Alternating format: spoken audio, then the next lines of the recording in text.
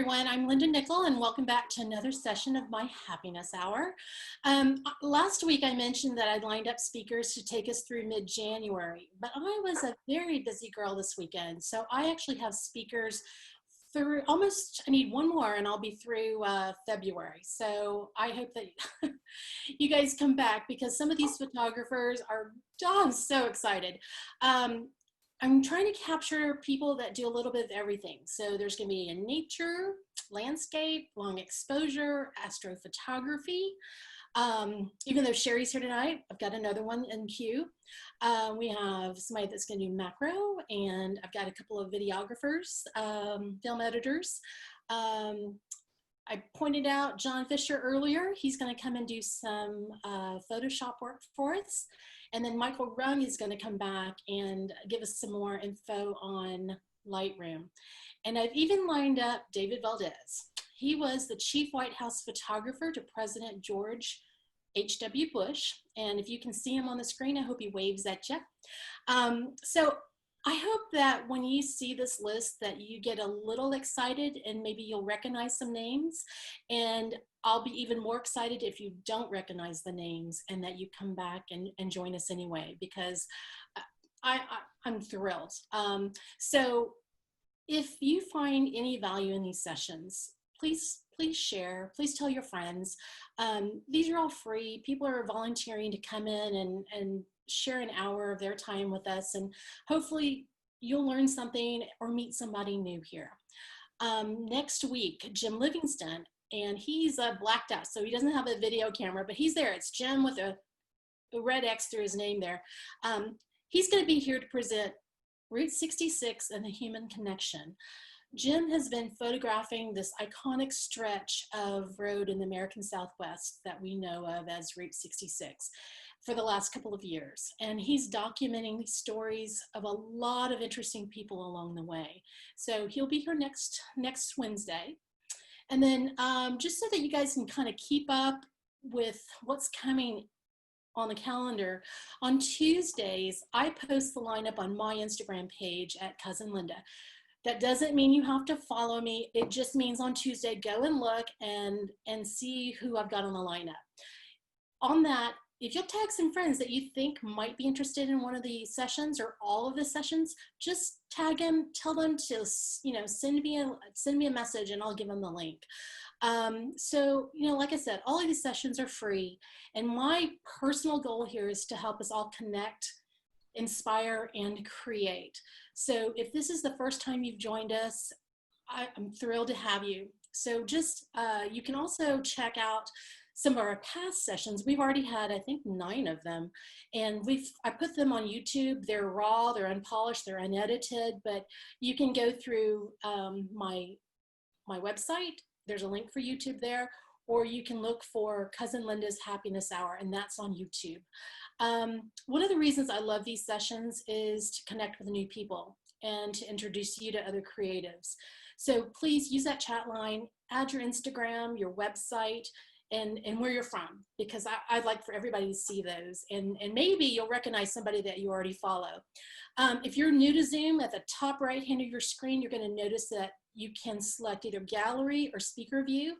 And I'd recommend that you use speaker view during the presentation, because I know Sherry's going to share her screen and you want to see that in full screen mode.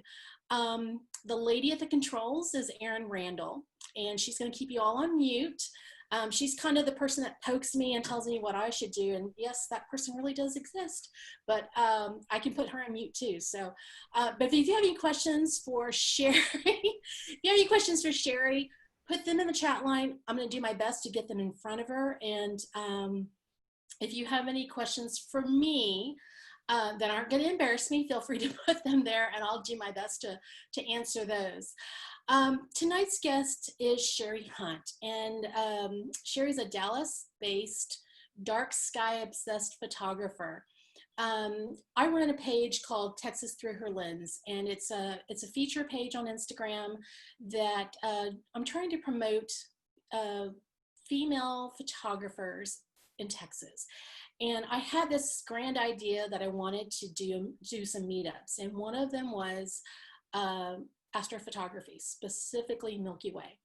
And I just kind of let that meld. And usually when I have an idea, it doesn't go away until I do something about it. And about 2 weeks later, Sherry's photo came through my feed, and I didn't follow her. I didn't know who she was. And then once I find that interesting, I go look and I start investigating, and my little rabbit hole took me through to her website. And I found out she offered workshops. And I thought, I'm just going to ask her. And she can always say no, but I asked her, told her, I kind of want to take a bunch of people to shoot the Milky Way. Would you be interested in helping me out? And she's like, sure, let's do it. So we took, last June actually, 8 women to Fort Griffin Historic Site. If you're not familiar with where this is, it's a teeny tiny dot in a town outside of called Albany. It's about 2 hours west of Dallas, about 4 hours north of Austin. And it's a tiny little park, but it gets some beautiful stargazing opportunities. And that's the only place, and I've seen the Milky Way in a lot of different places in Texas, but it's the only place that I've seen it with my naked eye.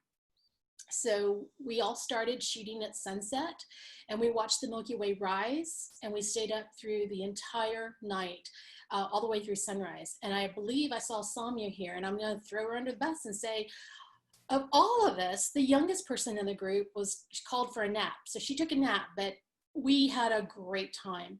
And, we were hot, we were sticky, we were a mess.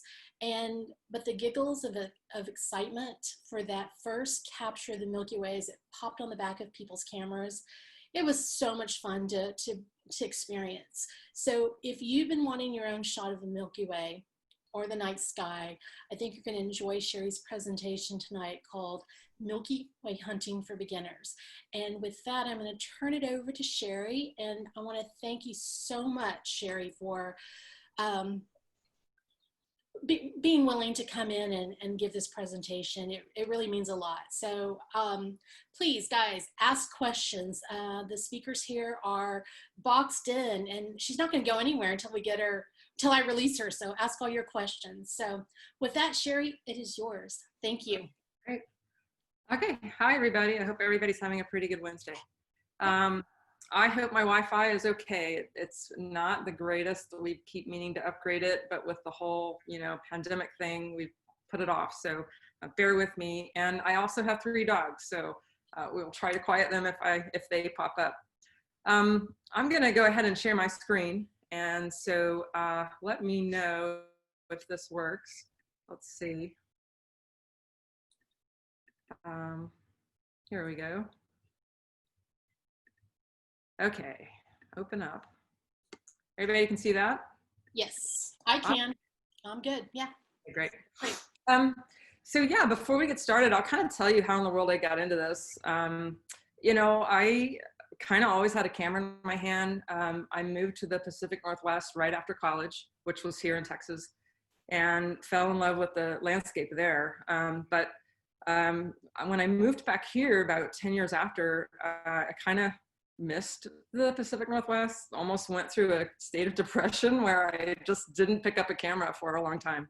And then I finally picked up a camera, and it was really the night sky that caught me and got me back into really landscape and night sky photography. And so I don't do this full time. This is a hobby. But in fact, full time, I actually train. I'm a training manager at the medical center here. And I train people in medical research. I actually train trainers. So I do a lot of training. And it's kind of in my nature, I guess, to explain things to people. But when I started falling in love with the Milky Way, I wanted to teach people how to do it. And I think what really got me really involved with workshops is I didn't know anybody that wanted to do this. It's crazy to be in the middle of a dark area, maybe by yourself, if nobody wanted to go with you. And I kind of wanted to put together a meetup group, and I did that. And we started going out a lot, but then I really to be honest with you, we had a lot of crazy, weird people sometimes. So a friend of mine just decided, hey, look, let's just do some real full-on workshops. And unfortunately, put a price on it, but that kind of helped really bring our groups down, because in night photography, you really don't want to have too many people. And things just kind of went from there. But we decided actually last fall not to actually take off this spring, and I'm really glad we did. Otherwise, we would have had a bunch of workshops booked that weren't able to fan out. So we actually plan on picking back up in October. That's when the national parks renew their, people can renew their permits for a commercial permit. So if you're interested in joining a workshop, we're going to probably make some announcements pretty quick, but that's kind of how I got into it. And so this is really just for beginners. You know, there are people on here that I look at some of their work and I'm amazed. So, but I'm really going to speak to Milky Way. There's a lot of different night sky photography as well. And they actually, you know, sometimes require different settings. And so I just want to hone in on, if you want to kind of take a picture of the Milky Way, that's kind of what I want to talk about tonight. So, okay, let's go forward. Yeah, there we go.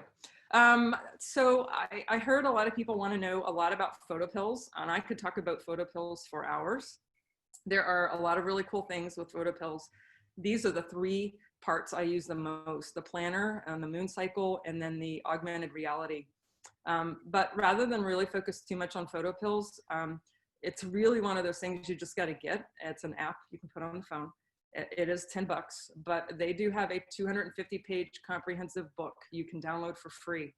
And if you start liking this kind of thing, you will have photo pills on all the time. I use it when I'm planning, and I use it when I'm in the field. I won't speak too much to photo pills because I could do a whole hour on photo pills.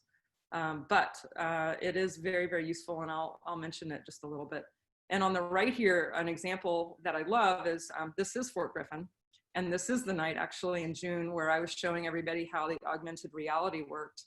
And, you know, we can actually kind of forward date or forward time to say, what is this going to look like 11 o'clock tonight? And sure enough, it showed us that the Milky Way would be right above this big old tree. Oops. And sure enough, here's the picture, probably a little bit later, but that's one of the very useful things in planning for your Milky Way shots. And planning is one of those things you really have to do in the daytime when you want to sleep, but especially if you're on a trip and you're up all night. So very little sleep is what I tend to get used to a lot. So, okay. This is really what I'm going to cover as quick as possible. When we do, my friend Alan and I, when we do give workshops, we kind of spread this over 2 or 3 nights. So I'm just going to be, I hope I don't talk too quick, but I'm going to try to really go over when and where we photograph, how to decide that, really the required equipment, the best lens for beginners, and then your exposure settings, and then how in the world do you focus, and then just a couple other things, and then really how to go from there. I mean, after you've kind of gotten the beginning stages down and you've kind of got those competency skills, what do you do next? And so we'll talk about that tonight. So let's talk about when you want to photograph. I really want to hit these 4 things. What in the world do we mean by Milky Way season? When do we photograph usually little to no moon? When do we photograph during the night, and also the weather? So let's kind of talk about that first. So this is our galaxy, and this is actually where we are. We're somewhere way over here. And so what I'm really trying to explain is when we say Milky Way season, one of the things that we're doing is we're talking about the core of our galaxy. So when we talk about the core, we're talking about taking a picture where we're really, you know, aiming that camera into the middle here. And this is actually the middle right here. We call this the Great Rift. This is actually made up of, or also known as the Dark Rift. It's made up of a lot of interstellar dust, gases, and massive stars. Deep in the middle of that is a supermassive black hole, which technically we don't see. That's not like a big black hole there or anything, but that's really what we're seeing when we're looking at the core. In the northern hemisphere, when we want to photograph the core, it's actually above the horizon at night. So we can start seeing it early March, or actually a little bit late February, all the way into November. And that's what we mean by Milky Way season, is when we're photographing that really beautiful, thick, bright middle of our galaxy.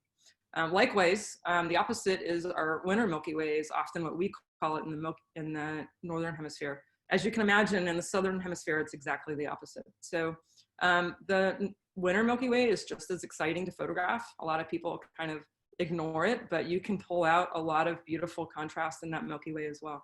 And we tend to see that really between October and March. And the other thing I love about the winter Milky Way, if you look really carefully, this is Andromeda. That's our neighboring galaxy. So we can see Andromeda a little bit more in the winter sky. And, you know, typical wide angle lens will pick it up. So it's real exciting when people see that. Okay, so let me talk a little bit about Milky Way orientation. As the summer Milky Way kind of goes through the night and also through the summer, we kind of have different orientations. So this is a really early summer or late spring Milky Way. What we do is we get this core just barely showing up above the horizon. And then as the night and really as the summer goes on, it kind of transitions to more of a vertical Milky Way. So if you look at a picture like this, for example, this is definitely probably April Milky Way right here.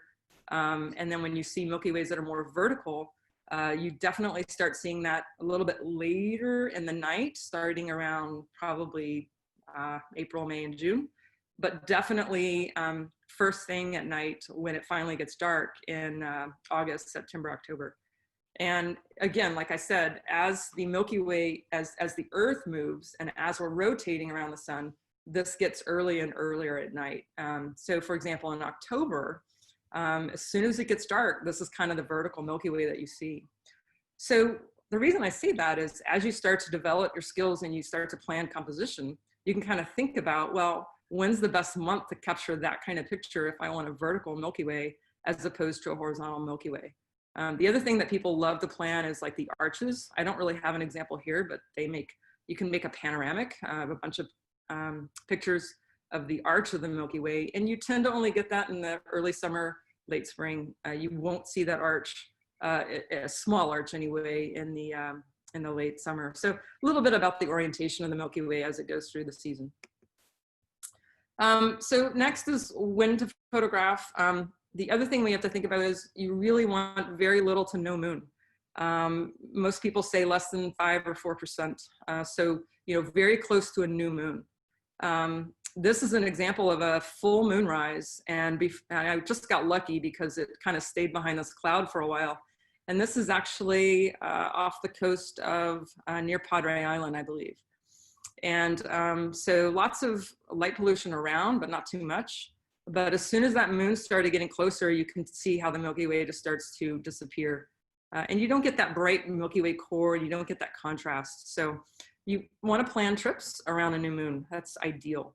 And when you get a little bit later, like for example, June is a great month where you don't always have to plan around a new moon. If you look at the schedule of the moon, there are nights where the moon may not rise until like 2 a.m. So you can work with that, and the Milky Way starts kind of, the core anyway, gets out into the sky as early as I believe 10 or 11 right now. So you can kind of plan around that, and that works really well. There's a lot of apps to help you plan that. Again, PhotoPills is a great app. That's probably my go-to app. A lot of people like the Photographer's Ephemeris, and the Sky Guide is also another app that I use on the phone quite a bit. And so I kind of want to show you an example. So this is a 14% moon that I took that was setting, and this was probably in August down at Davis Mountains. And you can see here, this is actually straight out of the camera. But then this is me just bringing up, I usually bring up in post-processing about 1.5 stops. But you can see from this picture, and this is 10 minutes later after the moon set, you can see the difference in the contrast. And that's just a much brighter Milky Way. Pretty much the same settings, except here, if I brought up my ISO, which we'll talk about these settings in a minute, my moon would have been blowing out this whole part of the picture. So after that moon set, I had to bring up my ISO a little bit. So that helps in collecting all that light. But again, I'll talk about that in a second. So these are 2 different pictures taken about 10 minutes apart. And a lot difference without that moon in the sky. So I want to kind of point out on PhotoPills, this is kind of when you download the app, this is the first panel that you get to. And I mentioned earlier, I use the moon panel quite a bit. And so if you click on the moon, this is just an example for May. This is a line of just kind of the celestial events, if you will, between the sun and the moon and the Milky Way. And so for May 27th, I know that the moon was going to rise at 10:38. The sun was going to set at 8:28, and then the Milky Way core would be rising at 10:09. And so here I can kind of use this chart to decide, do I even want to bother? Is the moon going to be in the way, or how much moon is out there? And you can see that here. This is a 24% moon, so that's really a pretty bright moon, which would obscure the Milky Way. Now, if I could catch that between 10 and 10:30, then I might be able to catch it before the moon rises. So there are nights where you can catch the Milky Way before the moon rises. Oh, wait, that says AM. Never mind. If that said PM, that would have worked. So, but that's kind of just a insight into how photopills can work when you plan your shots. So the other part of photographing is, when do you photograph at night? So assuming you've got a new moon, you really want to wait till the night gets the darkest. And you know, for those of you who do landscape photography, you know about blue hour, you know about golden hour. And another name for this is civil, nautical, and astronomical twilight. And astronomical twilight still has light coming into the horizon and into the atmosphere from that sun being within 18 degrees of the horizon. So once the sun gets below that 18 degrees, you really get pretty dark. And I have read, I don't know the science behind it, but that really the darkest part is going to be before astronomical twilight in the morning. I haven't read up on the science on that, so I couldn't say for sure. Somebody else might be able to talk to that, but that's really when you want to wait. It takes about 20 to 30 minutes also for our eyes to adjust to the darkness. So if you are, you know, to your spot and coming into astronomical twilight, you still need to wait about 20 or 30 minutes before you can really see what your eyes see and adjust to the nighttime. So, but that's really when you want to wait. And for the most part, this astronomical twilight is an hour after sunset and an hour before sunrise. And so you can pretty much, at least here in Texas, that's about true. Up north, it's a little bit longer in the summer. But that's when you want to wait, and that's when you're going to get a nice contrast and a lot of pop in your Milky Way core. So, okay, so back to photopills. I just kind of want to focus on the planner part of the app. I use the planner part quite a bit, and this is kind of a couple of things that I will look at to try to really coordinate all these things we got to think about. So I'll click on planner, and then I'll get to a map. You can change your map settings, but essentially I can touch my pen with my index finger and drag it somewhere if I want another place. But I'm actually about to head to Big Bend, and before I go to Big Bend, I'm actually going to go to Palo Duro Canyon during the new moon. And so this is me actually planning for it. I think this is probably June 18th. And I wanted to know when the when the moon was going to set. So there is a basically a panel right here. You can swipe to the right. So here I know when my moon set is. And by the way, I can actually come down here and, you know, pick my date. So if I have a forward date, even if it's like a year from now and I want to plan on going to Hawaii, I can do all this planning right here, which is great. I can swipe to the right and also see the visibility of the galactic core. And it will tell me that between 1050 and 446, it'll be visible. And I can swipe again. And this is where I can know when does astronomical twilight end. And for that night, it'll end almost at 11 o'clock. So that helps me kind of really figure out the timing of things and figure out, for me, I like to plan in the daytime. I like to get shots at blue hour and blend. And so that kind of tells me where I need to be by when and how often. So, okay, go. Okay, finally, let's talk about weather when we're talking about when. You know, you can always look at your long range forecast, but if you're traveling really far and that's where you are, there's not much you're going to be able to do. For me, if I'm here and I know I want to drive out maybe to Fort Griffin, and rather than drive for 3 hours, I look at cloud cover. And especially if I know it, you know, it might be pretty clear. One of the sites that I use that's 90% of the time pretty accurate is called cleardarksky.com. And it will give you the cloud cover percentage for the next 24 hours.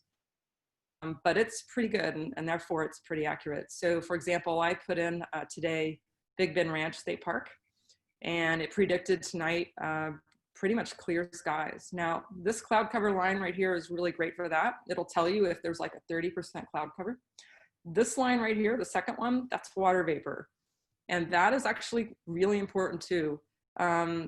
Imagine, I mean, even though you might have no clouds, if there's a lot of water vapor in the atmosphere, that actually can cause you to not see certain nebulas or certain different, all of a sudden my mind went blank, but it actually will decrease the transparency of the sky, so you may not be able to see as much. And so water vapor is something I'll look at, but if I've driven really far to get somewhere, I don't even bother with water vapor. I just shoot and hope for the best.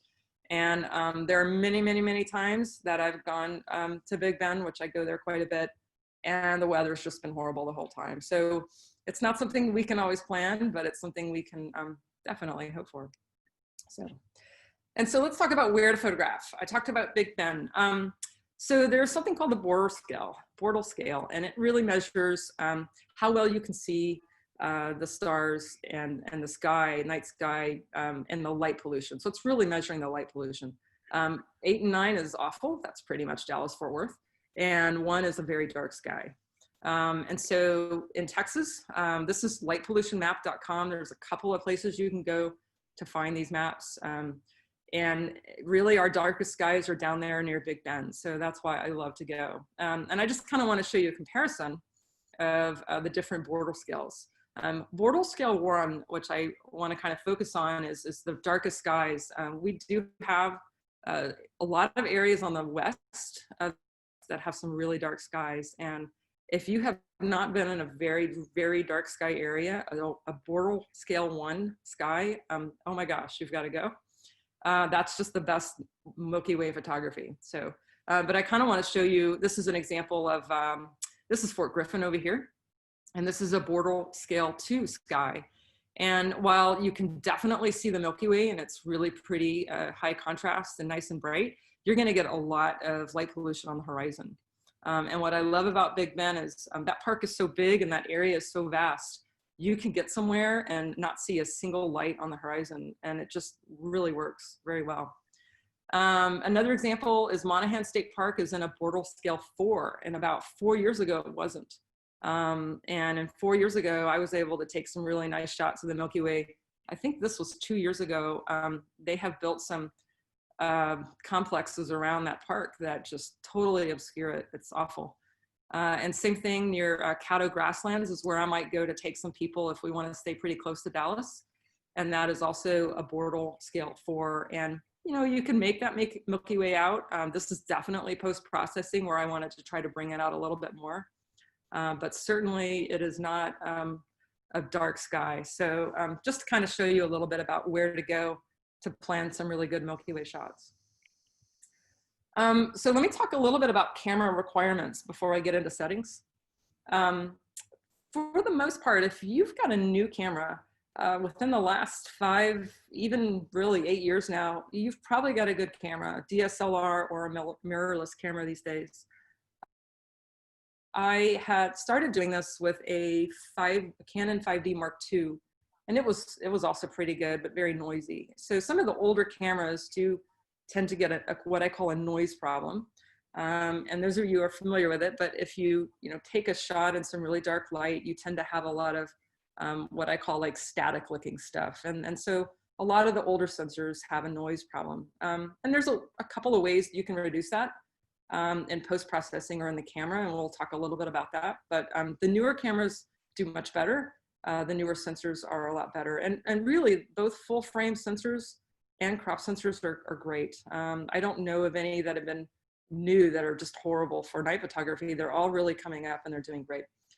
If you do have an older camera, you want to be able to push your ISO to at least somewhere between 600 and 3200, and we'll talk a little bit more about that in a bit. But most cameras that are DSLR and mirrorless, of course, are there. But that's really the basic requirements. And so an example about the noise, this is my older 5D Mark II. It was made in 2008. But it basically, if you look here, you can just see all of this, static. That's awful. It's tons of noise. And again, this is post. And so what I mean by that is this is my straight out of the camera shot. I usually up my exposure about a stop in post, and this is just kind of zooming in and looking at that. And if you compare that here to, this is another camera I have, which was made in 2012, a little bit less noise, but still some noise in this one. And then about 2 years ago, I finally went from Canon to Sony, and that camera is a mirrorless, and that sensor really is nice. So, you know, as better with the sensors, we have less problems with noise with ISO. This is a 3200 ISO on both of these. So, okay. Let me talk a little bit about the best lens, and I really want to kind of focus on it brand new at this, because my favorite lens is not a wide angle lens. But if you're new at this, the best lens I recommend for people to try this out is definitely a fast lens. And what I mean by that is opening up your aperture really wide. So if you have a kit lens and it only opens to 3.5 or 4, that's definitely gonna not let in as much light. There are lenses that, of course, will go 2.8, 2.0, 1.4, 1.8. That's really opening up. And of course, the goal is to let in as much light as possible. And then the other is a wide angle lens. And I recommend this for beginner for 2 reasons, especially if you have like an older camera. That wide angle is going to allow way more light than a longer lens. And so if you're just trying to get this skill down and work on like focusing and on your settings, the wide angle is going to be a lot easier for you. And then once you get that skill down, it's really fun to start kind of going into some longer lenses. And as an example, this is from my Canon 1635 lens a couple years ago at Big Bend, and you know, typical wide angle shot. But this is actually, I think this was at 70 millimeters. And again, if you look at the orientation, this was probably earlier in the summer, and this was probably like in September. And you can look at that based on the orientation. But the thing about the longer lens we'll talk about in a minute is because of my longer focal length, I cannot keep my shutter open as long if I don't want star trails. So it's a little bit trickier to do. And so if you're really new at this, I encourage you to start with wide angle lenses.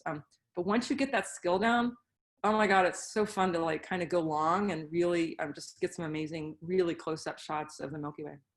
And if you don't have that kind of lens, there are lens rental companies that really are not that expensive. I have friends, I've even used it, perfect condition lenses that work really well. So I haven't had any issues with it. And it certainly beats trying out a lens before you buy it. So, and then the 2 other things I would say are absolutely required. Absolutely a sturdy tripod.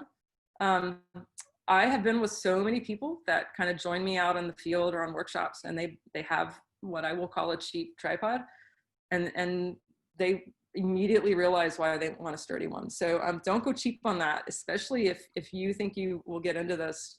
Put some money into a tripod. The other thing that I find valuable is not having a center pole, especially if you're a landscape photographer, you'll probably understand that. There are times when you want to get really low. So but definitely a sturdy tripod, and then an intervalometer. We'll talk about why you need that in a bit. You know, it's one of those things where you can buy one that's 20 bucks and you can buy one that's 99 bucks. They both work well. The only difference might be one is a remote and one is not. And so I say if you're just getting into this, just buy a 20-buck one because it'll work really well. Intervalometers, they definitely have a learning curve on how to use them. And I actually have a couple cheat sheets I give out. If you ever want one of those, just email me. I'll send it to you guys. So let's really get into the meat of it. Let's talk about exposure. So honestly, every camera is different and everybody's going to have a different lens. So what you kind of decide is going to work for you and your camera is really going to vary based on your ambient light, like the border scale sky that you're in, the atmospheric light, your camera, and your lens. All of this is going to make a difference on how much light hits your sensor. So if I tell you to start with a certain number and adjust, that might very well be different for you as you go along or as you have different equipment. But we'll kind of start with a rough area, and then you're going to have to adjust based on all those variables. So let's work on this exposure triangle. So let's talk about aperture. So we've already said you want to open it as wide as possible.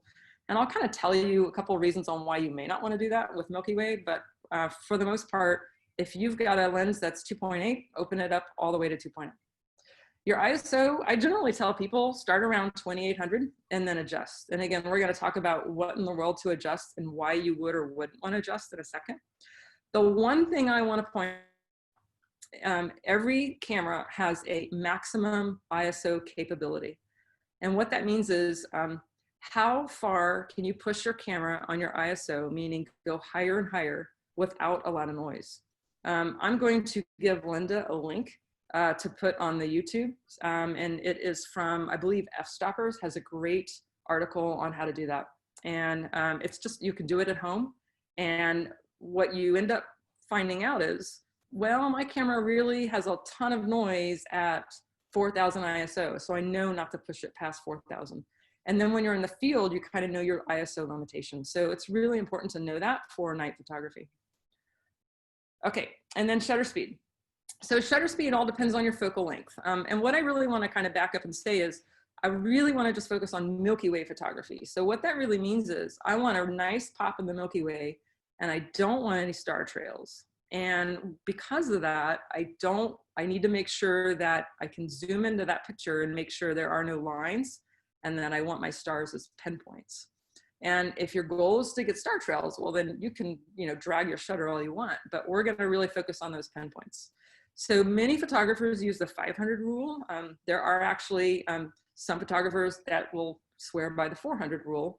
And I tend to use the 500 rule most of the time. And let me explain what that means. So we're basically going to take our focal length and divide that by 500. And so, for example, if I have a 24 millimeter prime lens, which is one of my go-to lenses, my focal length is 24. I'm just going to divide that by 500, and then I get seconds. And I always bring it back down. I never push it, so I probably wouldn't go beyond 18 or 19 seconds. But I just like to be very conservative because I really want pinpoint stars. I don't want it to look blurry at all. And for the most part, if I want to take that shot and I want it, it's going to get bigger. And so that's when I really want to make sure it'll look good in a print and I don't have any star trails. So that's going to be kind of your shutter speed go-to. And depending on, that's another reason why the wide angle is really good for beginners, because it allows a whole lot more time. So if you do the math with a 35, I can almost go 30 seconds. And that's going to let a lot more light hit my shutter. My sensor. Okay, so let's just say we're going to start with those settings. And I kind of want to just go through these three things and tell you why you would or wouldn't want to change them. So let's go with aperture. So in general, if you basically decrease your aperture or open it as wide as possible, we're going to let in more light. So that's a good thing. The problem with doing that with some lenses, again, not all lenses are created equal, is you will usually have flares and what's called coma. I have a lens that I like. It is a cheap manual lens. I like it, it works. And it's my Rokinon 24. And if you look here, this is part of the Milky Way, and you can kind of see a little bit of flare right here. And this is, I think that's Jupiter a couple of years ago in the Dark Horse Nebula. And that thing, when I open it really wide, I get flares and really bright stars. So I have to bring it to a 1.8 or a 2.0 aperture. And so what that's going to do is decrease my light, but it will make it will reduce those flares. And coma, I don't have a picture of it here, but a lot of times on these wide angle lenses, they will produce what looks like stars that kind of turn into these bird looking things. And that's called coma. And I actually have coma in this lens a little bit too. And having your aperture wide open will increase the coma. So if you bring it down a stop, that will decrease it. But the problem is you're also decreasing the light that's hitting your sensor. So those are, one reason why you wouldn't want to decrease the aperture. Sorry, let me get back here. Okay, so let's talk about shutter speed. So I talked about, next. I talked about the 500 rule. Again, if you've got a really wide lens, you're gonna have a longer shutter speed before you run into star trails. So slowing down the shutter speed is good. It is gonna let in more light, and you can push it based on that 500 rule. But the moment you kind of get over that 500 rule, so if I go past my 20.8 seconds, I'm gonna start seeing star trails. And so what you really wanna do to test this out is not only do the math, but take your shot and then zoom in. And again, this is a lens that has a little bit of problems in the right corner, but I can see the star trails all over this image, and it shows that they're not pinpoint stars. So I would want to retake the shot, but I would want to speed it up just a bit. So instead of maybe 21 seconds, I want to go to maybe seconds. So that's really your limit in your shutter speed. Now, you think star trails are really cool, and I do, you know, then by all means kind of drag your shutter more. But there are certain pictures where you just really want some nice sharp stars and the blurriness of a line, and that's where you're limited on your shutter speed. So, but definitely zoom into that LCD screen and test your shot for sure. A lot of times people forget to zoom in, especially beginners, and look at their photo really close by zooming into the photo. And they don't realize that A, there's trails, or B, it's not in focus. And so you can go through a whole night, especially people that are new, and get home the next day and realize that all your pictures, or 80% of them, were not perfect. So definitely check your shots every now and then. Don't assume that you're always in focus. Okay, and then let's talk about ISO. So ISO really is the last thing you really want to push. Like I mentioned before, test your camera's maximum ISO. And if you have different cameras, you know, write down what those different values are. And just when you get out in the field, you kind of already know the maximum that you can go. If you increase your ISO, what we're really doing is increasing the amount of sensitivity on that sensor to the light. But the problem with that is we're going to increase noise. So that's kind of the relationship here. Now, you do have some options. So many cameras these days have something called long exposure noise reduction, or LINR. And it's really what it does is you turn it on, and it basically takes your shot again right after your picture, but with the shutter closed. And the camera has an algorithm where it tries to figure out what's a hot pixel or what's noise, and then it can minus it or subtract it from the first photo. And so that works well in some cameras. There are other cameras that it doesn't work so well. So definitely test that out, but that is an option that you have. You can use LINR anytime you want. It's not ideal if you're doing if you're stacking for star trails, it won't work. But if you're just shooting Milky Way and having fun, definitely put on your long exposure noise reduction. Another thing you can do is post-processing. Is if you take multiple shots of the Milky Way, and let's say that they are noisy, and this, for that matter, could be any night photography shot, you can stack them, and there are two programs that are very popular, Starry Landscape Stacker or Sequitur, and one is for Mac, one is for Windows. And it also will kind of do the same thing. It has an algorithm to try to subtract the noise. So those are a couple things you can do in post. And then of course, another option is to upgrade your camera. And after a while, it's just something we end up doing. But like I said, there's a great article in F-Stoppers on testing out your ISO maximum. And I highly recommend you do that, because you don't want to go somewhere, travel really far. And a lot of times in your LCD screen, you don't see all that noise if you don't zoom in and look for it. And then you bring it up really big on your screen, on your computer. Think, oh, this is like really noisy. So it's really kind of good to do that before you go out, if you can. Okay, and then a couple other settings. So I talked about LINR. I want to just kind of give a statement to color balance. That is really subjective with people.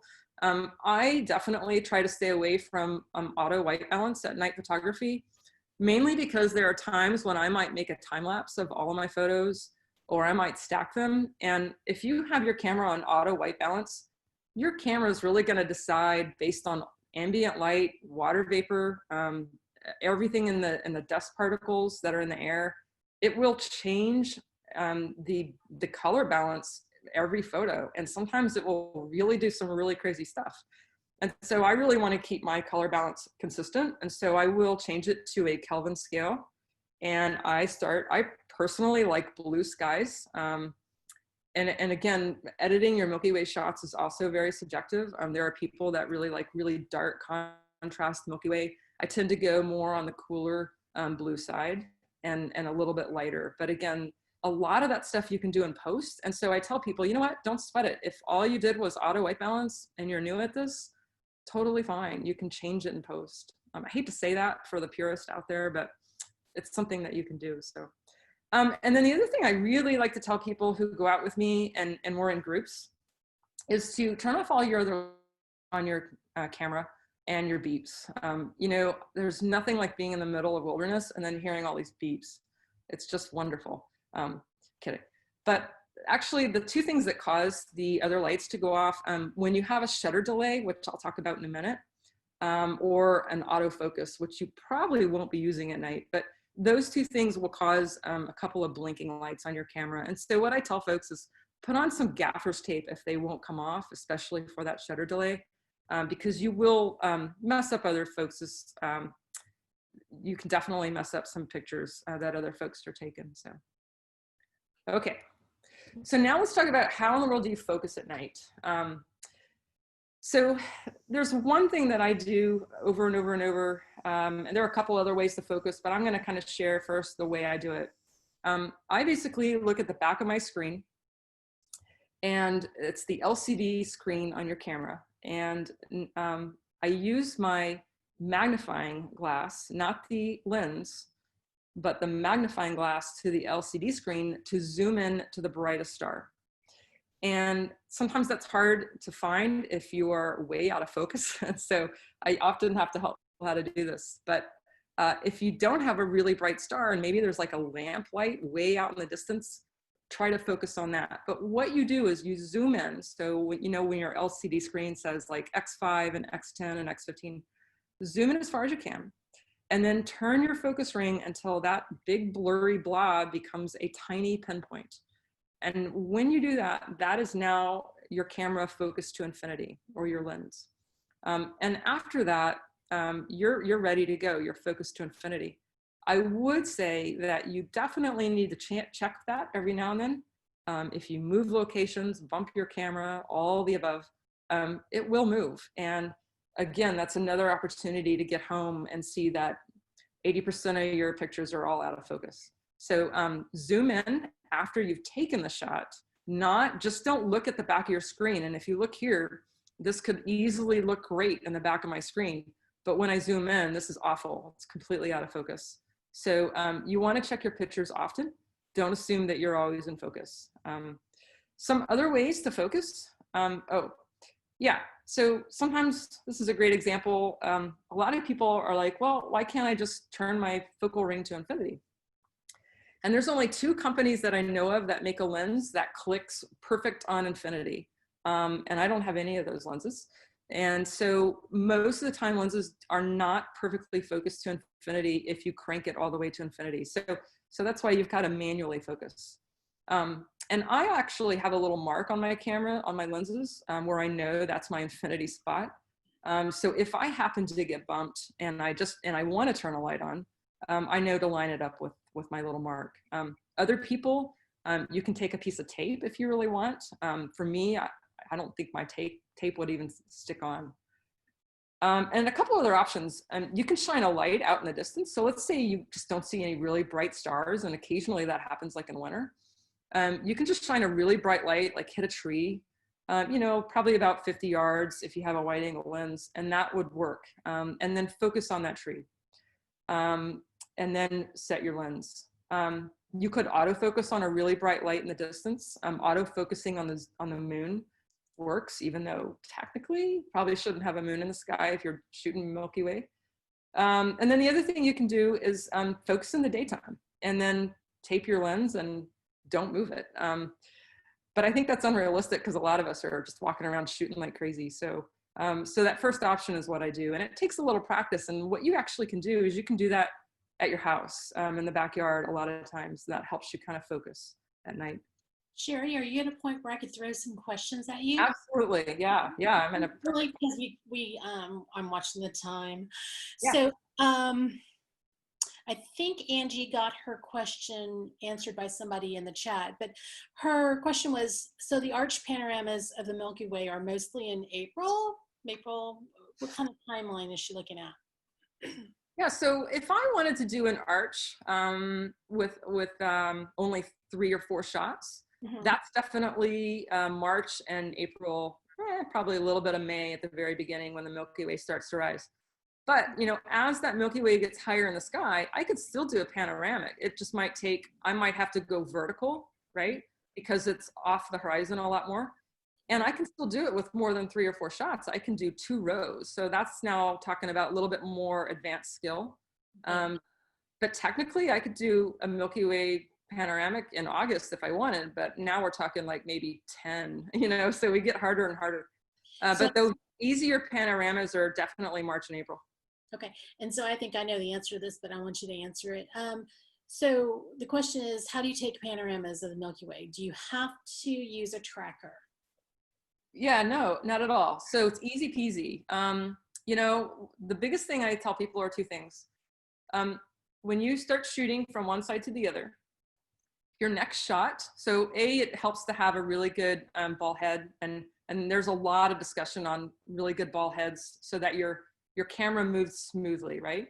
Mm-hmm. So I'll kind of get beyond that, and there's a lot of Googling you could do about that, but you just want to take the second shot. And when you take that second shot, 50% of that previous shot or that space that you photographed should be in the second shot. So you kind of want to cover 50% of new space each time. Does that make sense? Mm-hmm. And when you pull it into Lightroom, there's actually probably 2 buttons to click, and it will try to figure out that panoramic for you and stitch it together. Okay. So it's really pretty easy, but I just tell people that 50% rule. So another question is about the humidity. Humidity can cause haze in shots. At what percentage point is the humidity too much for a clear shot? Do you know that? Yeah. Honestly, the thing I have the hardest part with humidity is my lens tends to fog up before it becomes a problem for the shot. And so I put a heater on my lens. I put the hand warmer heaters, and that tends to help a whole lot. But essentially, if I zoom in and I can see the dust particles and all the water vapor, I tend to say, let's stop. So we're getting really close to the time that I need to just kind of shut this down or close it out. So if you guys have any questions, throw them in the chat real quick, and we'll try to get them up. So Sheree, do you have a lot? I just got a few more, and then we're good. Go for it. Go. Okay, cool. I just have a list of other things that you should bring. I'm not going to speak too much of it, but I will say other things to think about when you're out. I like to talk about night photography etiquette. Definitely one of the things I tell people is, if you're with other folks, ask the common question, are you open? You know, just before you turn on that light, please ask if you're open, because you could be ruining someone else's shots. Car lights are the same thing. And the other thing that I deal with a lot is, a lot of times I'm out and there's other people out, or they'll walk up on you.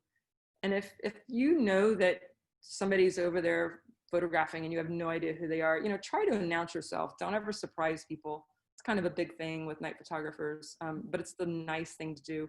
And then educate yourself with the local wildlife and what to do if you have an encounter. That's a really big deal, definitely here in Texas. And then, you know, the only other couple photos I wanted to talk about, or the couple things, is what do you do next? So let's say you kind of hone in on these skills. The next is to really start planning and working on composition. And pulling in photo pills really helps for that. But like I mentioned, planning in the daytime to try to line up the Milky Way with what you want to do. Other examples is get beyond the silhouettes and start doing light painting. And kind of work on light painting. You're going to have to, of course, adjust your exposure settings for that. But that's a whole nother fun world in itself. Here's that panoramic example. So, you know, here's where I kind of want to get 50% of what I shot before. And then here I have 50% of what I shot before. So you can actually pull these together in Lightroom really quick, and Lightroom will automatically edit it for you, or blend it, or put it all together for you. It's pretty cool. I like to do a lot of blending, and this is just an example. It's where you have the camera, you don't move the camera at all.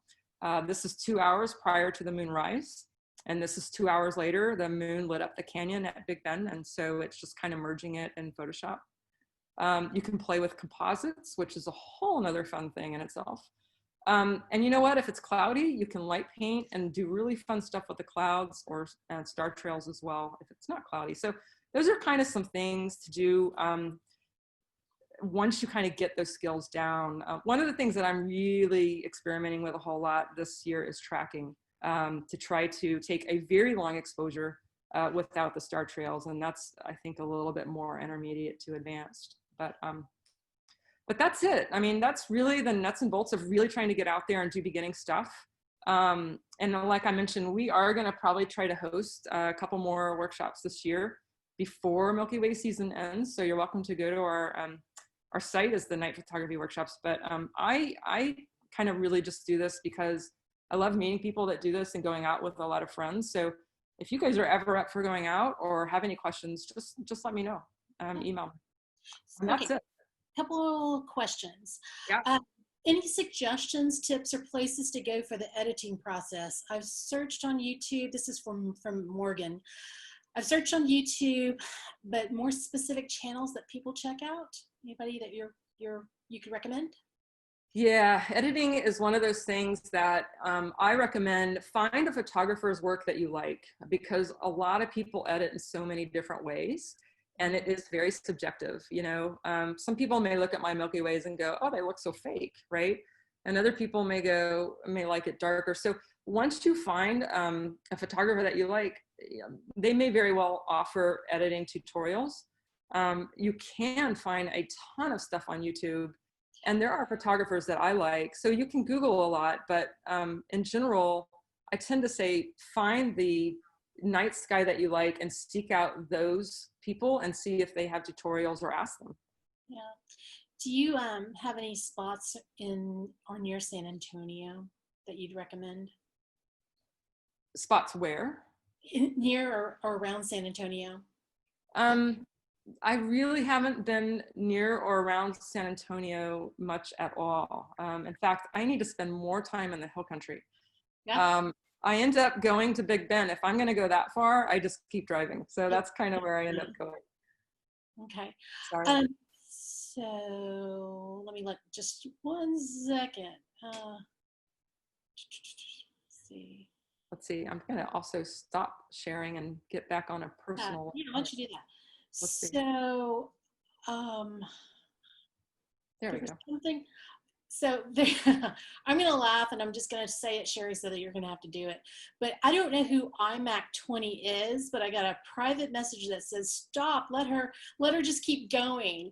So Sherry and I already discussed this, and she's going to come back, and we're probably going to talk about, I don't know, we were kind of throwing some ideas around, but maybe doing a light painting workshop or session.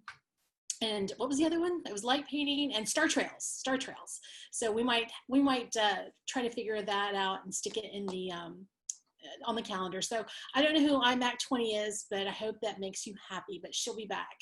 I love this one last message from, where to go? Let's see. Oh darn it! Lots of things in the chat. I'm going to save the chat for you, Sherry.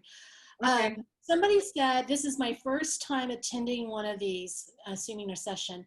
I predominantly shoot landscapes, but I'm excited to start doing some astrophotography. So Sherry, you get full credit for that. So you guys, if you're shooting, or if you from today on and you shoot a really cool Milky Way shot, please tag Sherry, please tag me. We want to see what you're doing. Not that I get any credit for what you're doing, but Sherry would love to see what you're doing. And so this is just great. Sherry, thanks so much. I know you're busy. I know you're really busy, and I appreciate you taking the time to come and do this. So next week, so give me a couple of days.